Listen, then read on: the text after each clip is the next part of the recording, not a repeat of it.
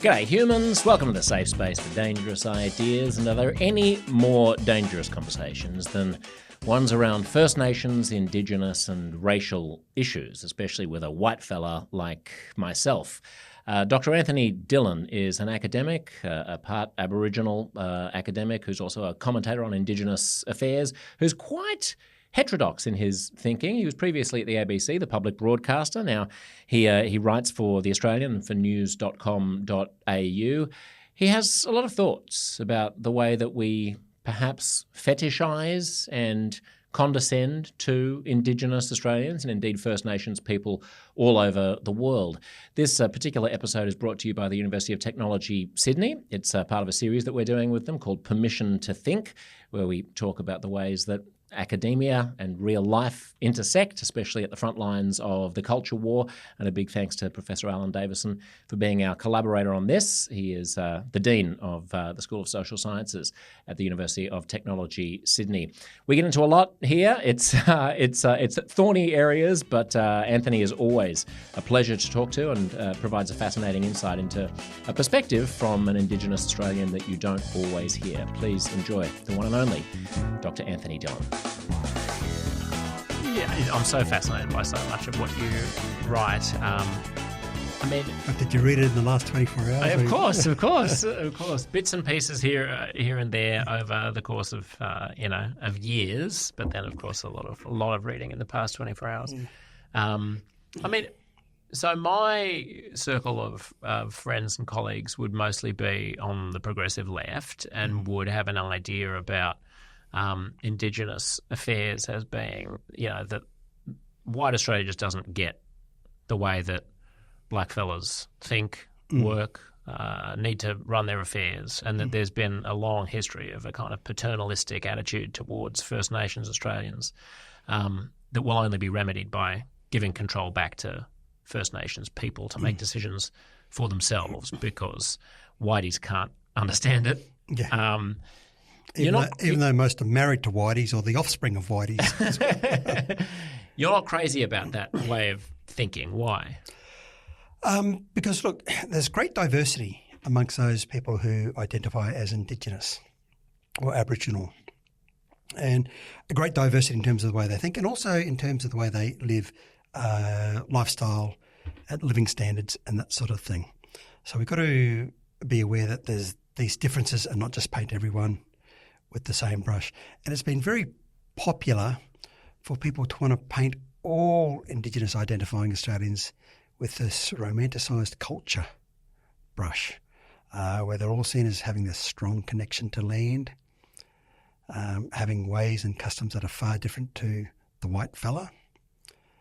And that brings in the need for cultural advisors, the voice, and that sort of thing.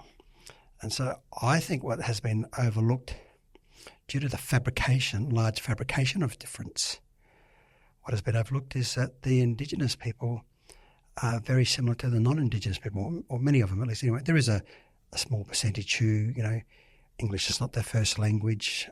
They're not familiar with westernised ways and that sort of thing. But the majority of people identifying as Indigenous are very similar to you and I. And certainly that we all have the same basic needs anyway, food, shelter, that sort of thing. Aren't those needs best met by the community itself? And that's true for any community, but we know in a large country like Australia where you've got, 28 million people or something, there is some sort of centralised bureaucracy that hands out money and the way things are done. But certainly on the ground, I think people in any community, whether it be red, black, yellow or white community, have some say over how things get done in that community. But also, in a particular community, you could have in a particular Indigenous community, you might have some white fellas as well. They should have a say as well. And you use the word fictionalised when talking about this fabricated, idea, or fabricated, right? With the culture. Yeah, and what does that mean? Who's doing the fabricating of what? The virtue signallers, a lot of the, dare I say, the lefties. I still get confused what left and right mean, because just when I think I've understood it, I meet some great people who are so like-minded, and they tell me they're left. I think, okay, well, whatever. So, look, I guess gatekeepers, people who want to have a job for themselves, they will tell you that the Indigenous people are so vastly different, and it's only with their lived experience, because they identify as Indigenous, they have an experience, but they identify as Indigenous, so they then have this Indigenous lived experience, whatever that means, become gatekeepers and make decisions for Indigenous people.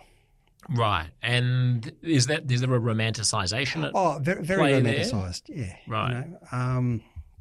We just want, and I see it in many meetings. In academia, I'll have someone, and I'm not exaggerating, someone as white as you who identifies as Indigenous, and they will say, well, as an Aboriginal man, I believe this, I think that. And I think, gosh, when I'm outside of the meeting with you, I hear nothing, I see nothing to suggest any sort of difference between you, me, and everyone else. But don't we all constitute ourselves in, strange ways like that? Like we'll feel that we'll suddenly find out that we're the descendant of a Roman emperor or something, and we'll channel whatever stories and narratives empower us from that knowledge. You don't have to be 100% genetically Indigenous to nonetheless draw meaning or many don't. But you said the word empower, and there's nothing wrong with talking about you may have a great-great-great-grandfather who was an Egyptian or, someone else or, a wise Buddhist monk or whatever, and you can just refer to that person. Yeah, my great-great-grandfather did this.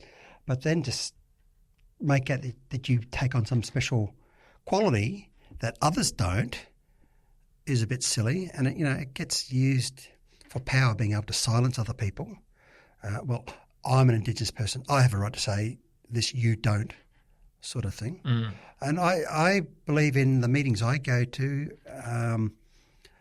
the white person has just as much right as me to have their say. I don't come in with this cloak of culture, which makes me the expert, automatically makes me the expert on Indigenous matters. And so what do other First Nations Australians generally make of your position on that? I guess there's three groups.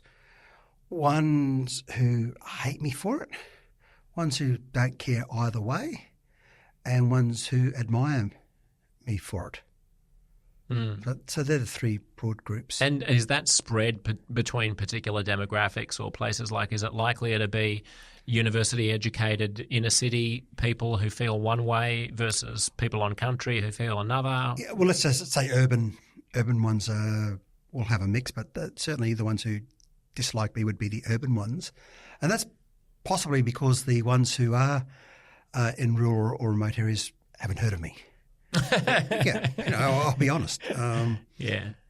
And when you talk to people who are in rural or remote regional parts of Australia, what is it that they say that they want out of in order to progress? Well, first of all, they want to make sure their families are safe, they themselves and their families. And I mean, some of them don't know what they want, but they live day to day, and they just want to know that they've got food and a safe home to live in. Why have we failed to achieve that?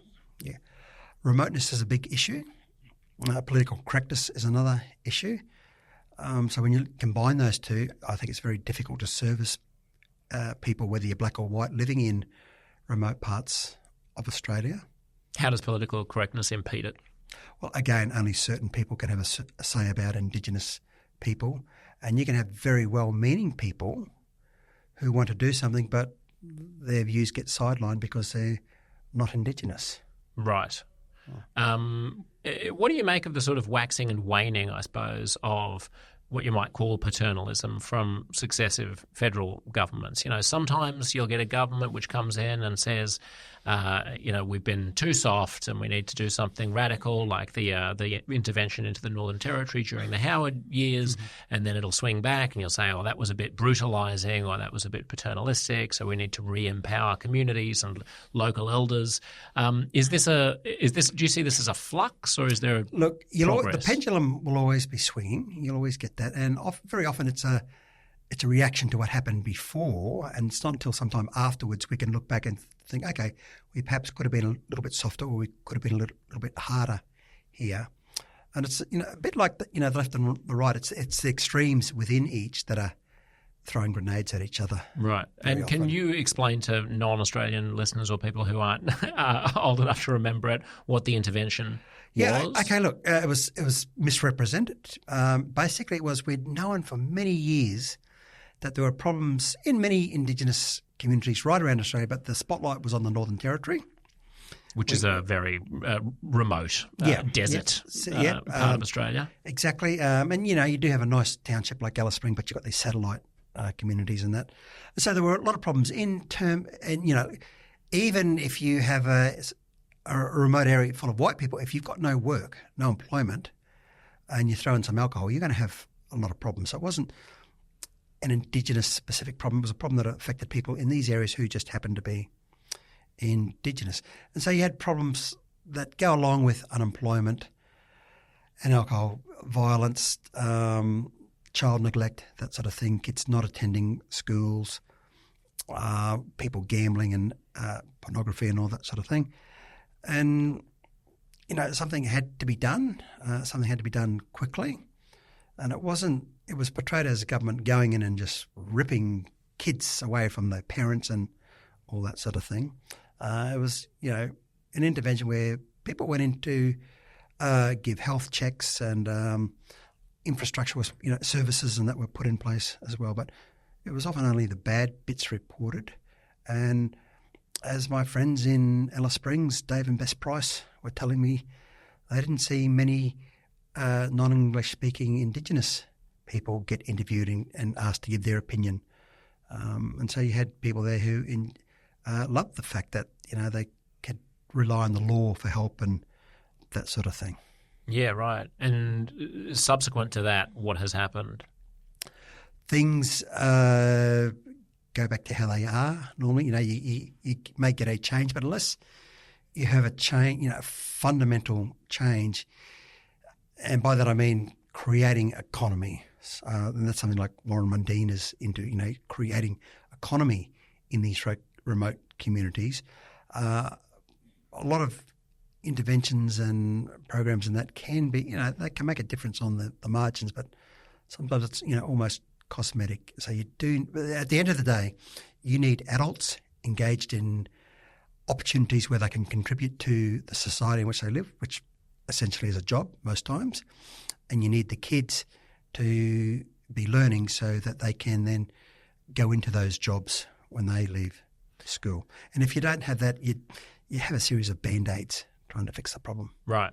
I mean, I can hear some people hearing that and thinking, well, of course you need that because the white colonial society is a capitalist one and that's the way that we have imposed this new regime in Australia since European colonisation. But prior to that, that wasn't necessary. Sure. And things are different today, okay? Now, we can't turn back the clock. Now, for those Indigenous people who want to go back living a traditional lifestyle, go for it. Not many could. Not many would, even if they could. They've had a taste of what's available. They've lost their skills for living off and on the land, so it's just really not viable. We can all agree, British settlement, etc., it was a major disruption. Not that life was paradise before, but it certainly disrupted a lifestyle that was sustainable with those sorts of numbers. The reality is we live in 2024 with 28 million people in this country, and it's hard to single out a group and say, well, you can live a certain way off the land. If they can do it, great, but many don't want to do it. When you say it wasn't paradise before, I've spoken to quite a lot of Indigenous activists who say that really, given the longevity of First Nations civilizations, that was about as good as humans have ever done. That really that was, the way of life of Indigenous Australians prior to the arrival of Europeans was the best. I don't know. The best way. I don't know. The best might be too strong a term to use. Certainly had its advantages and nice features, but women weren't treated that well. Elderly often weren't treated that well, and that's no criticism of the people. They did what they could with given everything that went before them, but a new world did arrive. mortality was high. They didn't. It's not as if they grew into millions and millions of people in the country. And the reality is, we do have a country with a large population, and so therefore we do have to change our ways in order to live. I mean, look where we are now. We're kind of stacked on top of each other in a building, kind of thing. So that's something we have to do to accommodate the large population. So one attempt to move things forward was the referendum last year, which was, you might just want to explain to non-Australians what the referendum was about and what you thought of it. Okay, it was just the latest incarnation of a theme that's been happening for a long time. Again, this whole notion that Indigenous Australians have a different set of needs, a different way of thinking, and therefore need to be represented by only Indigenous people, which I disagree with strongly. And so the move was to formalise and, in fact, modify our constitution, have this representative body, that was portrayed, represented in the constitution. And myself and many others didn't think it was a good idea, simply because Indigenous people, one, already have their own voices as individuals like you and I, but also they are represented by many bodies already, and I don't oppose those bodies. I mean, many of those bodies I don't agree with, but I certainly don't wish to stamp them out. I'm happy for them to be there and we can debate with them. So to say that Indigenous people were without a voice was just completely false. And I think what happened was many people just heard this thing called The Voice. It's supposed to help Indigenous people, and all they heard was help Indigenous people. I certainly want to help Indigenous people. We all do.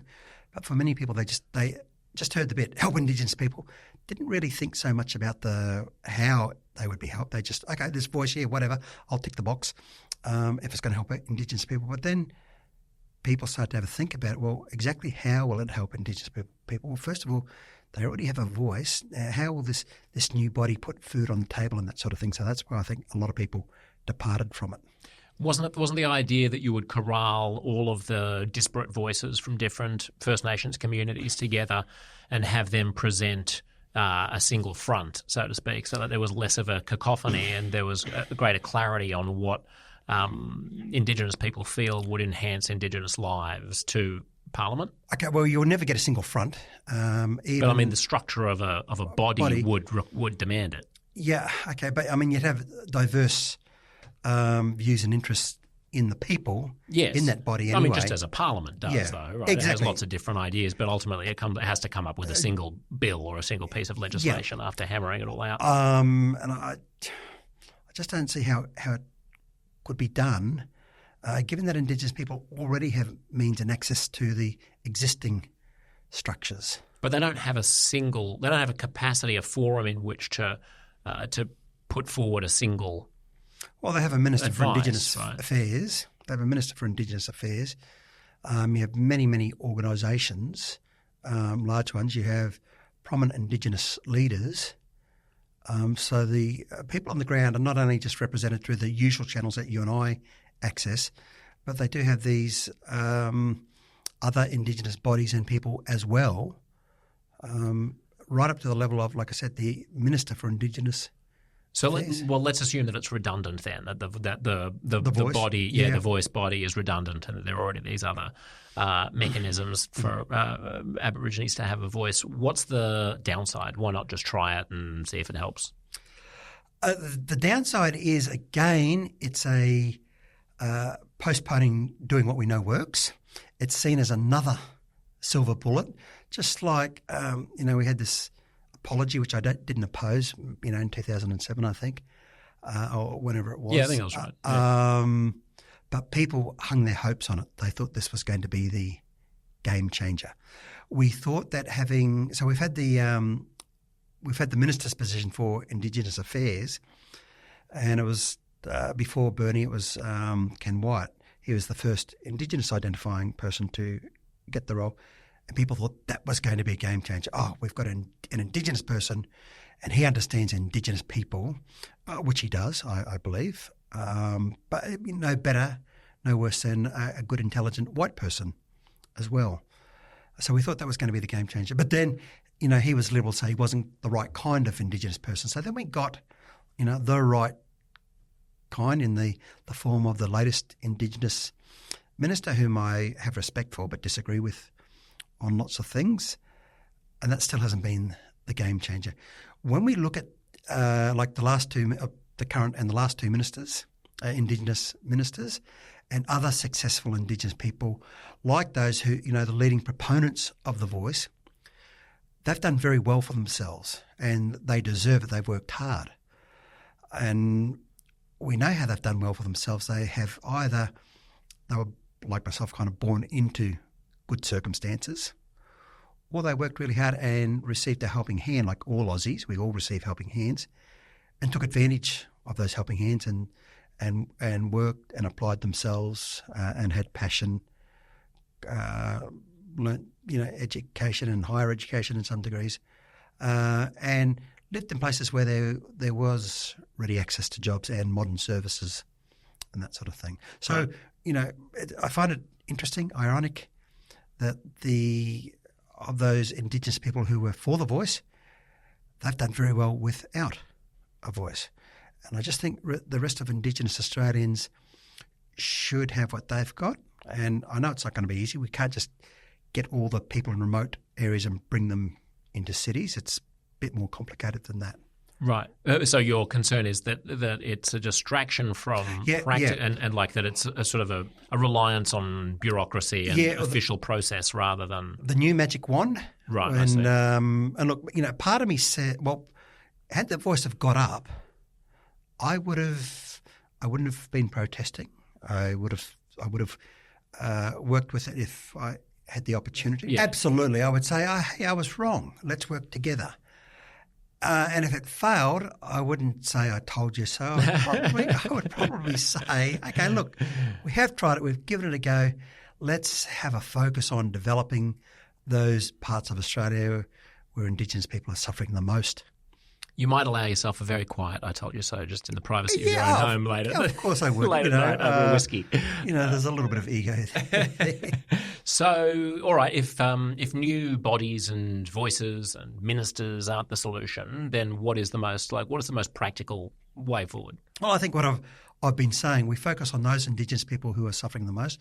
And I've always said for many years that the gap we should be focusing on is the gap between well-off Indigenous people, people like myself who know where their next meal's coming from and live in a safe home, and those Indigenous people who live in circumstances not like that. They sleep on a mattress with 3 others and 2 dogs and don't know where their next meal's coming from. But does that mean targeting specifically by race, or does it mean only limiting our approach to economic circumstances? If we're going to focus on Indigenous people, I don't have a problem with having a race focused, call it race focused if you want.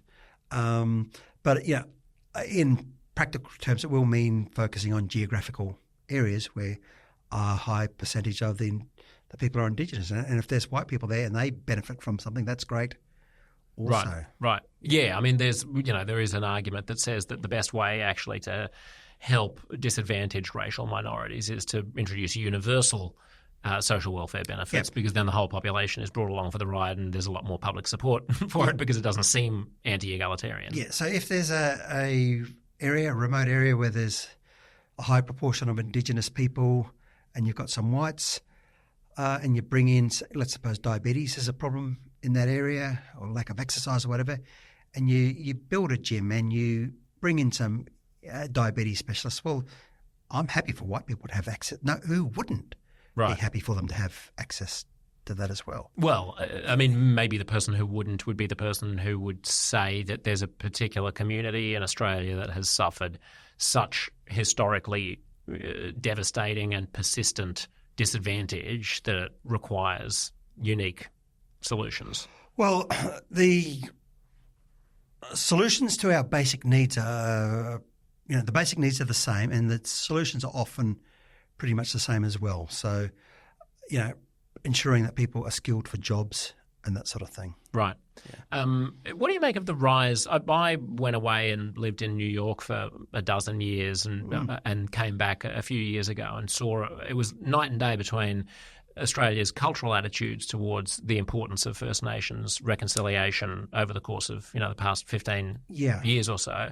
I came back to a country where acknowledgements of country were routine at award ceremonies, where you'd have a bunch of white HR women on a Zoom call, and it would begin with acknowledging the traditional owners of the land and so on. Is that cultural shift a good thing? Is it a bad thing? Is it a distraction? Is it welcome? A bit of a mix. Look, I'm not a fan of welcome to countries, but I don't oppose them if it's going to be done in a nice, short, sweet, sincere way. That's fine. But does it have to happen before every meeting? Individual organisations can decide for themselves. I would say don't. But if they want to go down that path, I think there are bigger fish to fry, bigger battles than that. At the very least, if you are going to have a welcome to country or acknowledgement of country, it should be short and sweet like that, not hijacked and then talk about colonisation and all that sort of thing. Right. Yeah. Is colonisation still relevant? It's relevant in the sense that I'm here and you're here. But I think the question you're getting at is it relevant in terms of solving the problems we face, and was it a cause? No, it's not. Look, the fact if colonisation was the problem, all Indigenous people would be suffering. We know that many are not. Okay, so what the problem is a lack of opportunity or lack of access to opportunities. Now, if you want to blame colonisation, well, you could also, someone who's a white person who's a descendant of someone who was ripped up from England and separated from their family and brought across to Australia for stealing a loaf of bread, they could also claim to have some sort of transgenerational trauma or something. And if you want to blame colonisation, you could go back to the Garden of Eden and blame Adam and Eve for all our problems, if that's what you believe. So, no, look, the past is certainly an event. It's a factor, but it's not the only factor, and it's not the determining cause of problems we see today. Just like, if I go out in the sun without a shirt, without a hat, I'll get sunburned. But we don't say it's not wise to say, well, it was the sun that caused the sunburn. What really was at play was the fact that I wasn't wearing a shirt and a cap and sunscreen and that sort of thing. But does that analogy? Not exactly. What's the shirt and the hat and the sunscreen for a civilization that's being invaded by Europeans? A couple of 100 years ago. Yeah. Yes, not now. No. Okay. So what I'm saying, the shirt and that sort of thing represents opportunities today. So yes, colonisation did happen, but for those who have been lucky enough to be in areas where there are opportunities, they're doing quite well. Right. Okay. I'm not sure that it has to be a universal impediment to be an impediment, does it? I mean, you could say that, there's discrimination against trans people, and you can't say, well, surely there isn't, because there are there are some perfectly happy trans people, or, Holocaust survivors. There are some perfectly fine Holocaust survivors. So the Holocaust can't have been a determining factor in disadvantaging. Are there Indigenous people suffering today? Absolutely. That's why we have this thing called the gap. How do we address that? We do not address it by going back in a time machine. And I prefer to, as a mentor taught me, we're never victims of the past, but only ever victims of our view of the past. And if we take a more realistic view of the present and ourselves, we realise Australia is a good country. There are plenty of people to help us. There are plenty of opportunities. And sometimes places will take a bit of work, extra work, to help the people, either to bring services there or move them to where the services are. So the past is there, it's static, it can't be changed, it can't be undone. What can we do today to make a difference? Okay, make sure that people have access to the opportunities. Right. And I think you're now getting towards what is really your field of expertise, which I think underpins a lot of your point of view, which is about psychology. Yeah. And it's probably more of a hobby than a passion rather than expertise. Well, you sound very learned when you write about it. I get the sense that what you're actually talking about is less practical strategies and of what body we need, what minister we need, what happened, how much responsibility is there for it, how much causation is there between past wrongs and today's gap of metrics between the success of First Nations Australians and other communities. And what it strikes me that you're really getting at is like, what is the most empowering way to interpret our lot in life? And, you know, what are the best stories that we can tell ourselves to cohere as a country and, you know, find individual flourishing? And I would add to that too, the people who choose to tell those stories can be black or white too. So, I mean, we shouldn't just say that, and we see this all the time in, Albanese's words and documents. And I was surprised, Scott Morrison was also doing it last when he was in too, that we, got to have Indigenous people looking after Indigenous affairs. No, we don't. We've got to have competent people in positions, and individuals look after themselves by taking grasp of the opportunities available to them. So having worked at the public broadcaster at the ABC for some years, I was sort of swept up in, a dogma that you can't really talk about a community without speaking with that community, right? Yeah. So you have to, it's no longer tenable in Australia the way it might have been 10 or 15 years ago to have a panel about Indigenous issues with no Indigenous people on the panel, or a panel about trans people without trans people, or a panel about, you name your minority.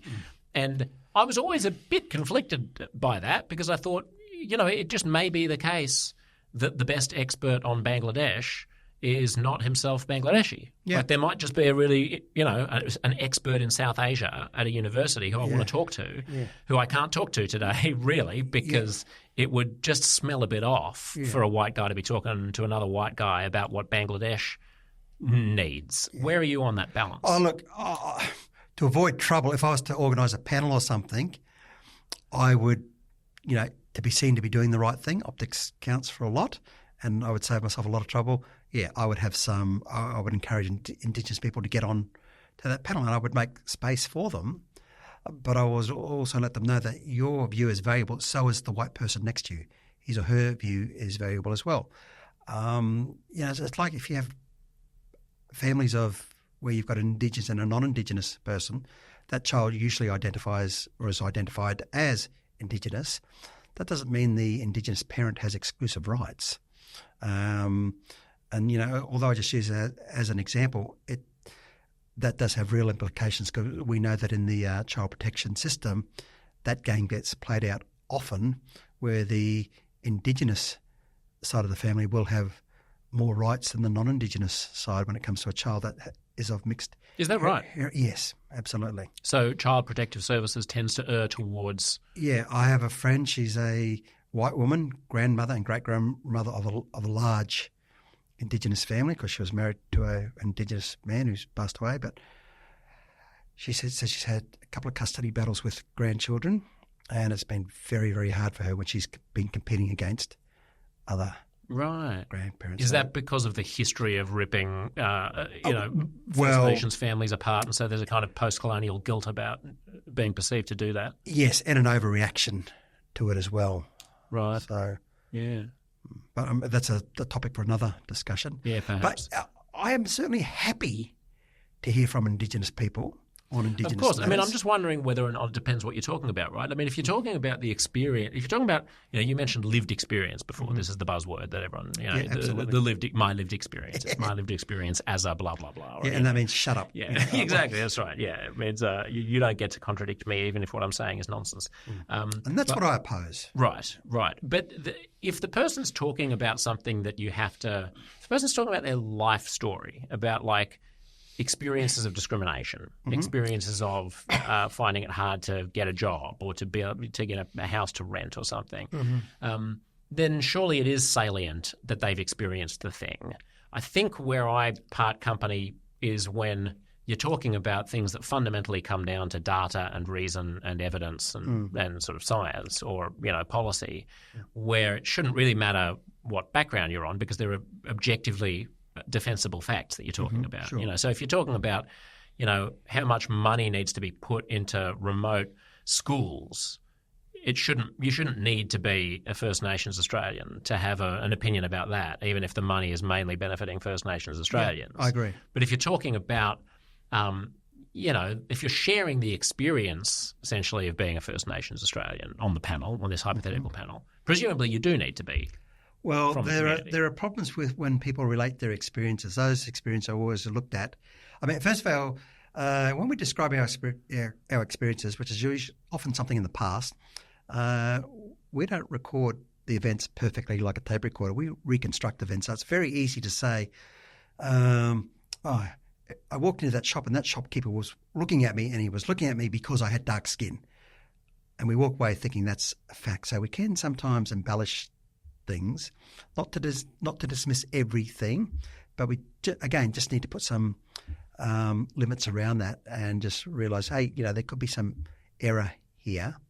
We all make mistakes in our recall about or things, in our interpretation of what people's motivations and what we believe is causal and that sort of thing. Yeah, no, it's interesting. You're reminding me there was a thing that went viral on social media a few years ago where there was a famous Black American musician who was in Australia, and he was on a domestic flight, and he went viral because he was saying that the flight attendant was racist for telling him for barking at him to put away his laptop and put his put his tray table up when they were coming in for landing.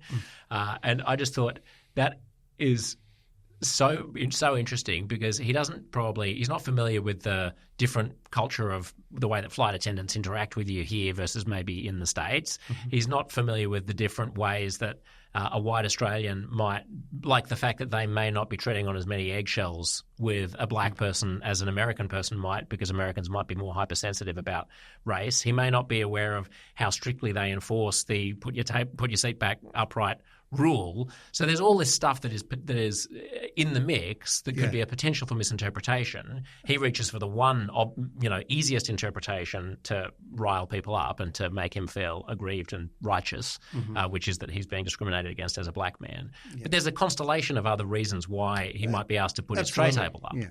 Yeah. And, we often do take mental shortcuts and we get it wrong sometimes. And sometimes we, do want to try and embellish the story and be the hero in all of this. So we do need to be careful. There was another story too. Some guy, I think in the Melbourne casino or something, complained about his mistreatment as a person of dark skin or whatever. Yeah. So bringing that to the conversation about psychology and how we interpret the past and how we interpret our lot in life as a result of it, what are your thoughts about the kind of victimhood narrative, I guess, which I feel has been increasing in recent years, not just for First Nations people, but all over the place. Like you get there's a certain kudos for feeling like there was a microaggression that was made against you, or that you've been, you're being made to feel unsafe in the workspace because someone's erasing your identity or whatever it might be. These are things that would have sounded like gibberish 10 years ago that are now, currency. Yeah. What happened?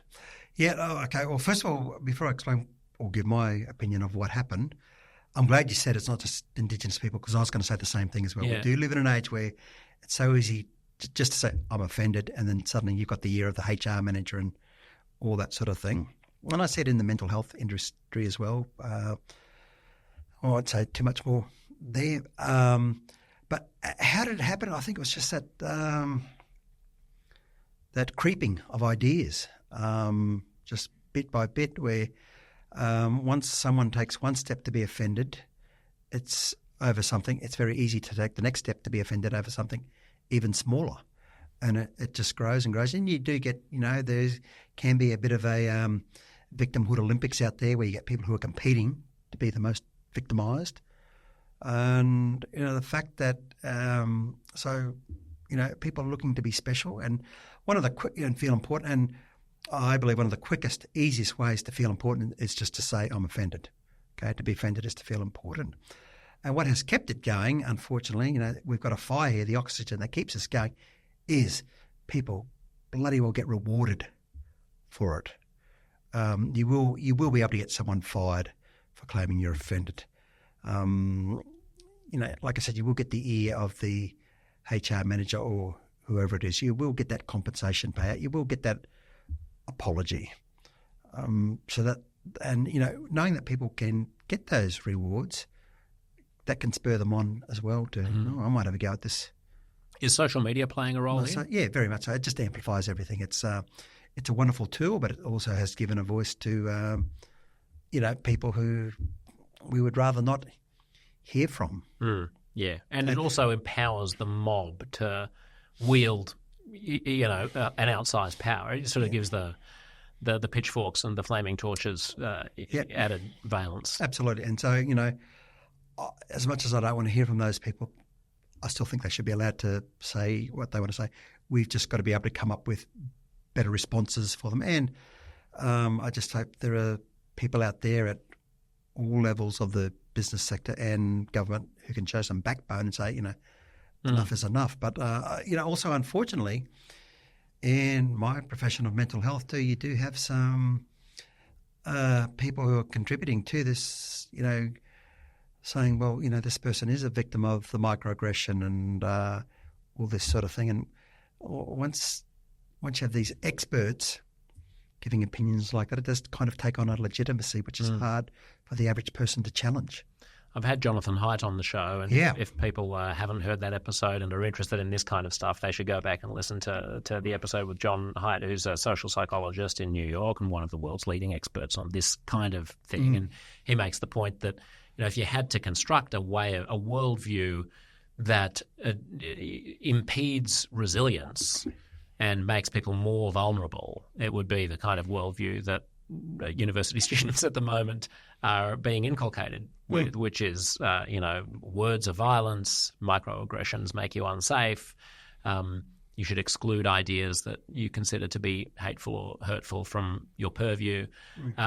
Is there a way of reversing the direction here, or do you think things are getting better naturally? Before we reverse it, I think we should realise, this is pointing to a real problem, pointing towards they're identifying or fabricating another problem. But there is a problem that we do live in a world where people are wanting to be validated, wanting to be cared, wanting to be part of the flock, and that is a legitimate need. We're increasingly becoming an impersonal world. For example, my local train station, you no longer have a person there that you can buy a ticket from. And for some passengers, that may be the only person they get to see and have an exchange with. So it's becoming a more impersonal world, and people are looking for ways to, please notice me. And one of those quick and easy ways to be noticed is to shout victim. Okay, so that's a problem we should be aware of. So I think if we're aware of that, that might be able to turn things around. As for other solutions, it does. I mean, we need people like Jonathan out there who, although their voices are the minority, it gives hope to other people. When I hear people like Haidt and Thomas Sowell and others, that gives confidence and hope for those people who have been thinking, oh, gosh, I didn't want to say it, but they've been able to say it for me. I might start saying it as well. I might start when, for someone who's got a college kid who whinges, that parent might say, mate, toughen up. So, it could start in the house when someone sees an influential person, give an alternative message that we do not have to, what was the term Jonathan used, mollycoddle. Coddling, coddling. The coddling of the American mind. Yeah, and, there's too much coddling that happens in the families in the suburbs out there. But again, when you've got institutions like universities and that sort of giving this message, it can be daunting. It can be hard to resist that. Is there a countervailing problem of the kind of tough bloke? There's been a lot of talk about the crisis of masculinity, and I've spoken to First Nations Australians about this, and the First Nations communities as well, about there being a kind of stiff upper lip, don't cry, like get on with life attitude of masculinity that blokes are finding it hard to understand between consent and feminism and gender equality, where they fit, and what a good male role model is. Well, I'm not sure of your question, but just I'll give a response and you can ask me to clarify. I think it's fine for males to show emotion and cry, and there's this lovely video I show people that when I'm helping, and it's just a real nice tearjerker, and it's great to see people cry when they see that. But what we don't want, this is how I'm feeling, but what we don't want is people getting upset as a way of manipulating and silencing other people. Does that go part way towards? Yeah, it does. It does. And so you can be a male with strong principles and be rugged and that, and you can have a cry if you want. But, with regard to consent and boundaries and that, same rules apply. Just respect others. Treat them the way you want to be treated. The way that some other countries have dealt, just getting back to the First Nations question, have dealt with their Indigenous populations is by having a treaty. The Kiwis have a treaty that comes up in Australia. It was part of the opposition from some Indigenous Australians to the Voice, saying that the Voice wasn't going far enough, and what we actually needed was a treaty between Australia and Indigenous Australians. Is that a good idea? Well, two things come to mind. If you say, first of all, New Zealand is a very different country to Australia, different sorts of problems.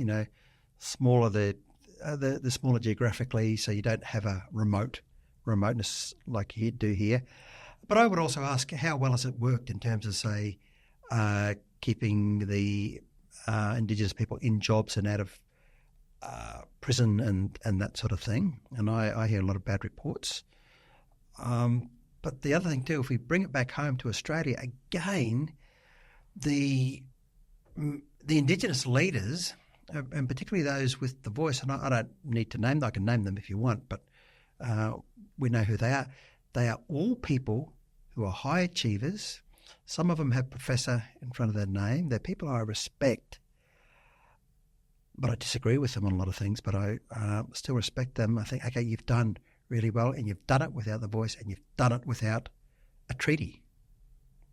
So again, if you can show to me how the treaty will enable Indigenous people to live in homes where they've got food on the table, and the kids are in school, and the adults are engaging in meaningful work and that sort of thing, I will give the treaty some consideration. But at this stage, I can't see how that it will help, and I've already seen good evidence that people can achieve without the treaty. Yeah, I'm not sure. I think it's a bit of a red herring to say people can achieve without it, therefore it's useless. I mean, it reminds me of saying, look, Obama became president, therefore there can't be racism in America. Yeah, one amazing person was able, was able to do it. That doesn't mean that I don't know if that's the best parallel. Can. I don't know if that's the best parallel there. But again, why not? What's different?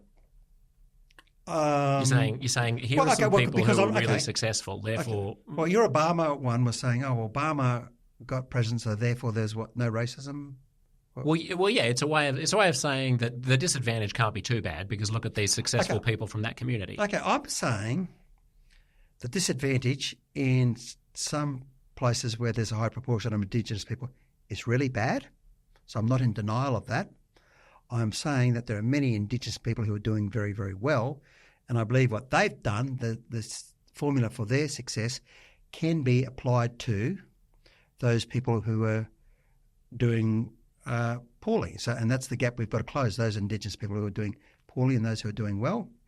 And again, the other thing, if we do want to go down the treaty path, and I hope we don't, because I think it will be, again, waste of millions and billions, and you'll have issues there about with all the different agreements between groups and, particularly when it comes to payouts and that sort of thing, you'll probably suddenly have arguments about just exactly who is Indigenous and who does belong to Tribe X and all that sort of thing. But putting those problems aside, again, if we do have to go down that path that it works, I will be the first person to say I was wrong and that was right.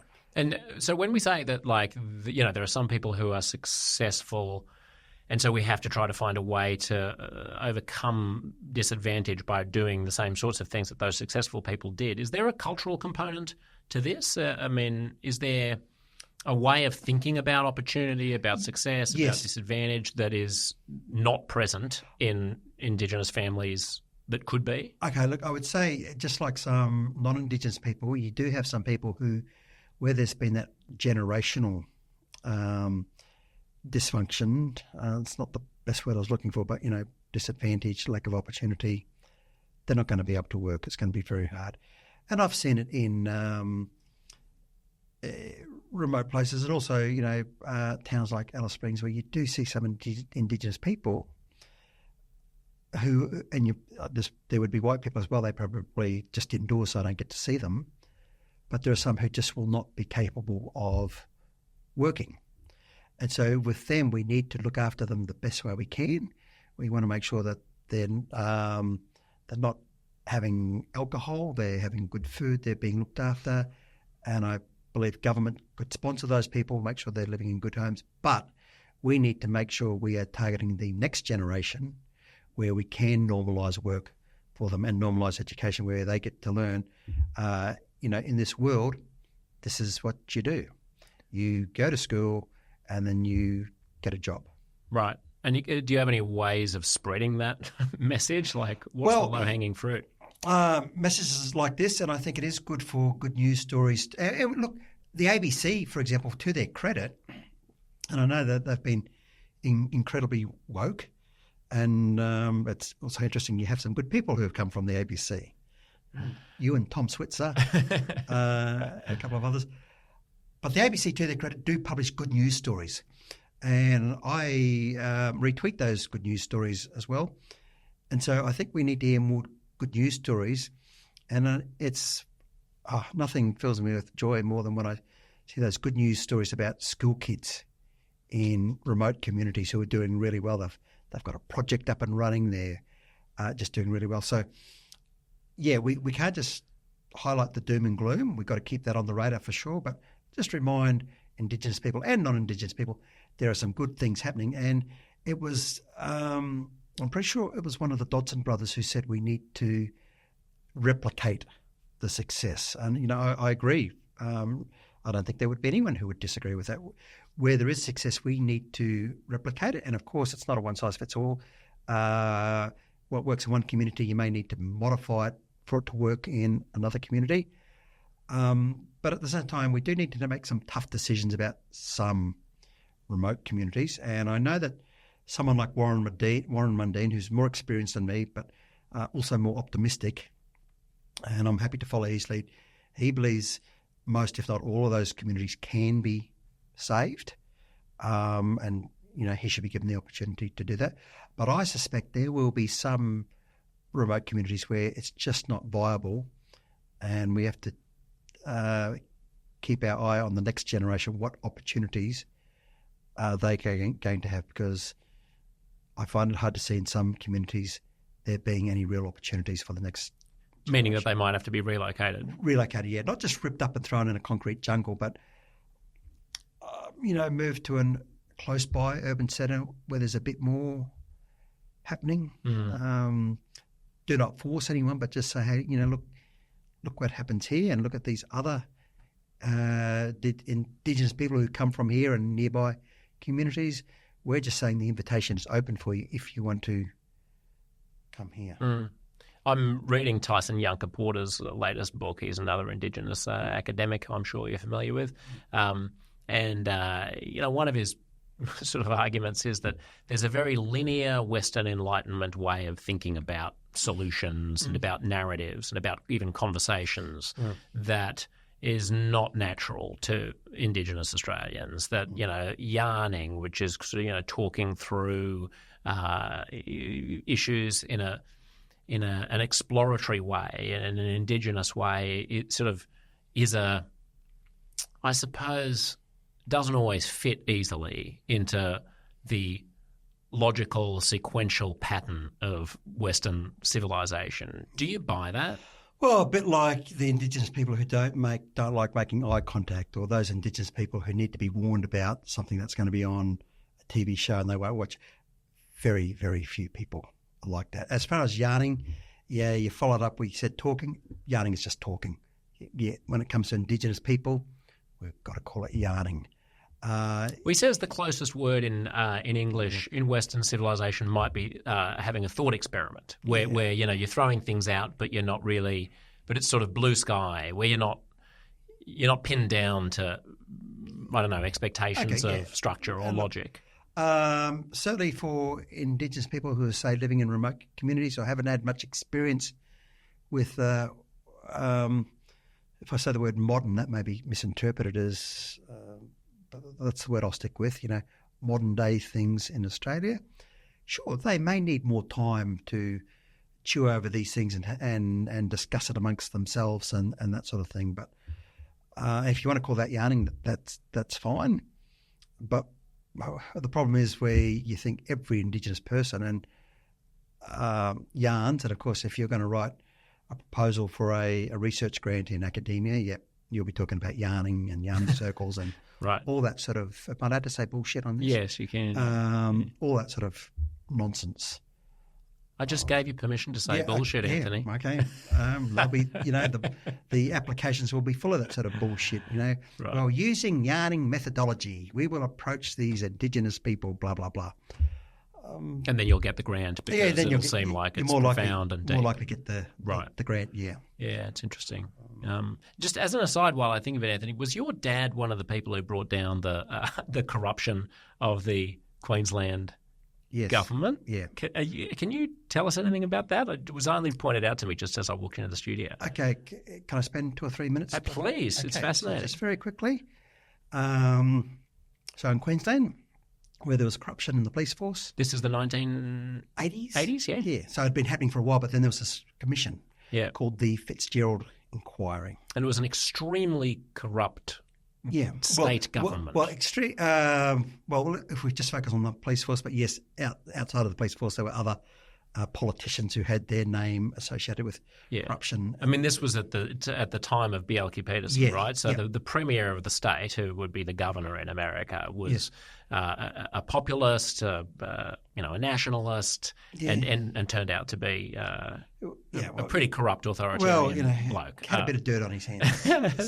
So the police force is corrupt at the same time. Right up the top. Yeah. Okay. And so my father was a police officer, and he was also the nation's first Aboriginal police officer. But that was never something he kind of pushed or rode on. It was just a fact. He was just a good police officer, and he was there to serve all Queenslanders, regardless of colour. He did his job well. He was offered bribes, and when it come time for the Fitzgerald inquiry, he was satisfied that it was a credible body in the form of Tony Fitzgerald, and he gave evidence. So he was the first one to give evidence, and that kind of knocked over the dominoes. And so 2 things I want to add to that was, a few things. There were many police officers who were in the situation where it was easy for them to accept bribes. It was just easier. They may not have been that way inclined, but it was, the carrot was dangled in front of them, and they took it and then took a bit more and a bit more. My father said no. Okay, so it was extraordinary in that sense. And the other thing I want people to know was what really enabled my father to be truly successful, I think, was the fact that for him, it was always family first. So when my father came home, not once did I ever get a whiff of there was something wrong at work or Dad was under stress, because when he came home, the police cap went off and he was a father and he was just able to be the father. So that's something that the public don't get to hear about. The second thing was just a wonderful story where I was at a CIS Concilium, Centre for Independent Studies Concilium. Bill Leake and myself received an award, one of their fellowships, and my father was there. I got my award, said my speech. Bill got his award, said his speech, and then there was Greg Lindsay, the CEO, said there's one other duty to perform, and it was that Bill Leake presented my father with this portrait he'd done of leading figures in the corruption side of things. So one of them, I think, was the police commissioner, and people can Google his name if they want. But it was a cartoon Bill had done at the time, kept the original, and he gave it to my father. It was an unexpected surprise. Bill Leake is a great Australian cartoonist, for people who don't know. Yeah. Bill kept it a secret from me, and it was just how amazing. Unexpected surprise. So. I mean, your dad must have been incredible, because when you think about Queensland is a heavily rural state. It's I mean, I don't wouldn't say that. No. Well, they'd be defying geography if they didn't. There's a corner in the southeast that's heavily developed, but it's generally a conservative farming state, and at the time it must have been quite a racist place in the 70s and 80s. I mean, I'm just thinking for an Indigenous Australian to make it to the top of the police force in Queensland in the 80s, he must have been well, I think a lot better than his peers. Oh, yeah, he was just a better cop. And he was also the type, I think, who radiated a confidence that I'm sure of who I am, and people would also interpret that as you don't mess with him. Yeah, right. Kind of thing. Yeah. Has he shaped you? Yeah, undoubtedly. Like I said, where his first and most important role was father, I think that's what heavily influenced me. And then the other thing, when you do work, you do it to the best of your ability. And, going back a generation, his parents too were very inspirational, both Aboriginal. His father was tough, but his mother was very gentle, just radiated peace. And Dad, although he's, what might be called the highest achiever in his family, he would tell you that it's his brothers and sisters who he admires equally, because they have all just been workers and did what they did in an honest way and contributed to society. And so, they were good citizens, good neighbours.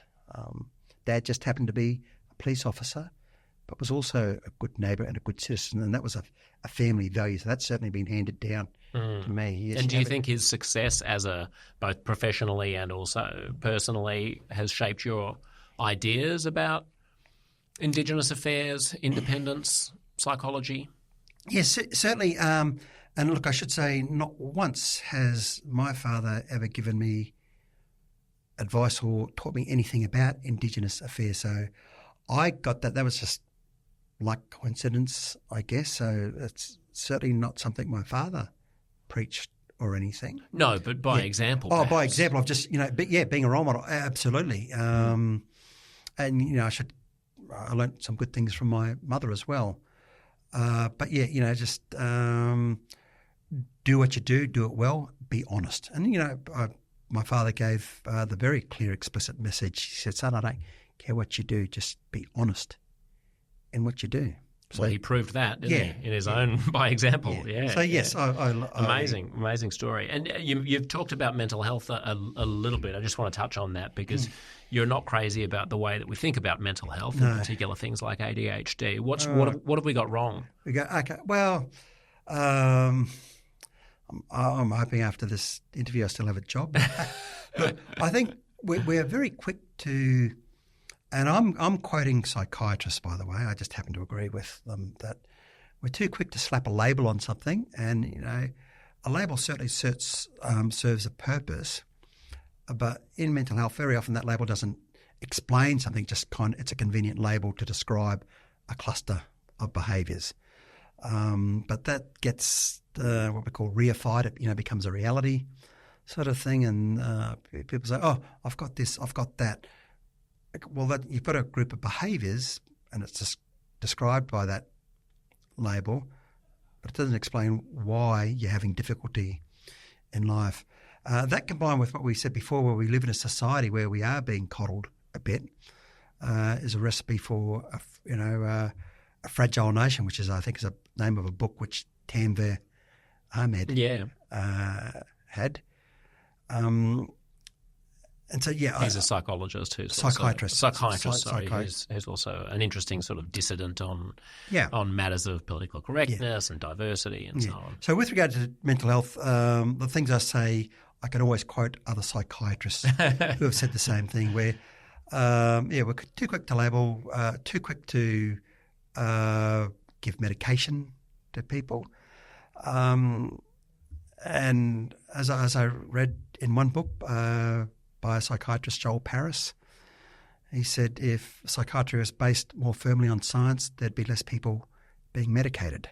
So that's something worth considering. And we saw an article in the last weekend Australian that's been picked up in the conversation, where the benefits of exercise have been shown to be, as good as or better than medication. So, but we know that Big Pharma has a lot of weight.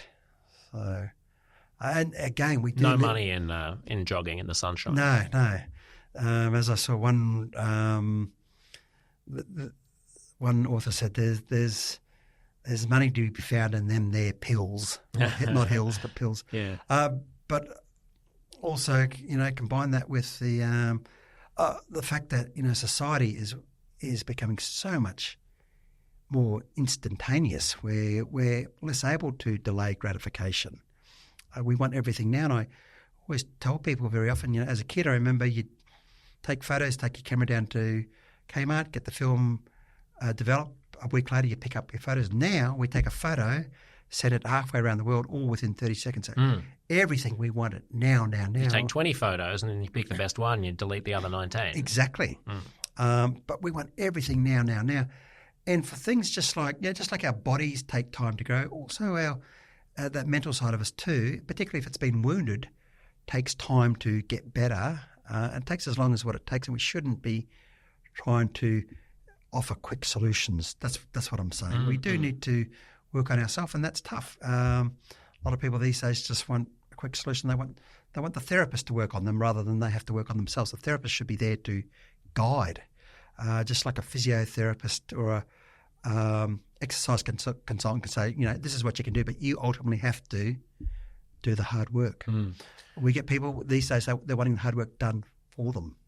Lastly, Anthony, and I'll if people are listening to the free version of the podcast, then I'll thank you for being here, and the episode will end here. But for paid subscribers, I just want to talk about the future a bit, because it strikes me that there's a bit of a battle on the left between people who think that the way to achieve